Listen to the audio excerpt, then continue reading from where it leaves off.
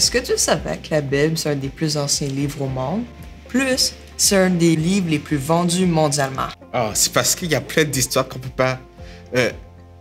pas croire.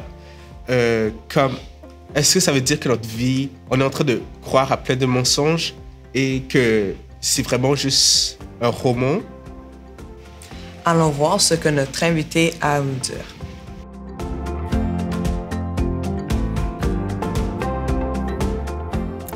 La Bible. La Bible peut être lue de plus qu'une façon. Entre autres, on peut la lire comme un roman.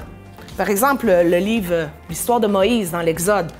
On en a fait des films, c'est une belle histoire, c'est passionnant. On se casse pas la tête, on apprécie. On peut aussi faire une lecture plus historique. Il y a des historiens qui ont démontré des preuves physiques, tangibles, que les Hébreux ont effectivement été esclaves en Égypte. Il y a des faits historiques qu'on peut tirer et observer de la Bible. On peut faire une lecture anecdotique. C'est-à-dire qu'il y a des choses qui nous dérangent. Par exemple, la traversée de la mer Rouge. Ça fait pas trop sens. Mais je pourrais me dire, par exemple, qu'il y avait des roseaux et comme le peuple hébreu était esclave, il était maigre, il n'y avait pas beaucoup de choses, ils ont traversé en marchant, en courant sur les roseaux. Les chevaliers arrivent en arrière avec leur armure. Qu'est-ce qui arrive avec les roseaux? Flouch, ils sont tous noyés. Ça, c'est une approche intéressante, mais un peu plus anecdotique.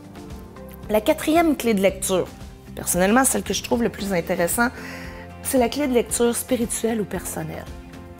Moi, dans ma vie, est-ce que ça m'est déjà arrivé de passer à travers des moments difficiles ou un obstacle et que je me rends compte après coup que toutes mes difficultés se sont comme noyées, je peux commencer quelque chose de nouveau. Je peux me poser des questions. En lisant l'histoire de Moïse qui fait traverser la mer Rouge à ses amis, je peux me poser la question, moi, est-ce que ça m'est déjà arrivé de guider des gens? Est-ce que Dieu était présent à ce moment-là comme il a été présent pour Moïse? Donc, il y a 4 clés de lecture vraiment. Je peux lire la Bible comme un roman passionnant. Bon, pas tous les livres, mais passionnant. Je peux lire la Bible comme chercher des clés historiques. Il y en a qui en ont fait une profession. Je peux lire la Bible d'un point de vue anecdotique. Ça me dérange, j'essaie de trouver des explications rationnelles.